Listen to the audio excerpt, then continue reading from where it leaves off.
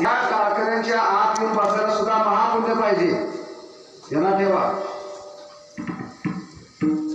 यशोदा मातेनं भगवान श्रीकृष्णाला उकळाला बांधून घातलं.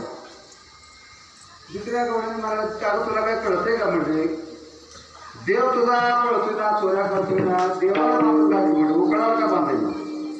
ती तसं नाही म्हणजे.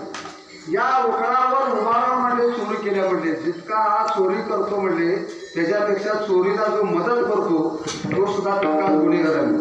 म्हणून मी उकळाला बांधून घातले. आता उकळ काय ओढत जाईल का? उकळ म्हणजे काय असतो? धोंडा.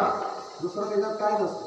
धोंडा कुठं जर धोंड्यानं जर ठरवलं मी घरातलं बाहेर जाणार नाही, मी धोंड्याचं बोलतो, धोंड्यानं जर ठरवलं मी घरातलं बाहेर जाणार नाही, तर धोंडा काय पेटमध्ये बसतो का?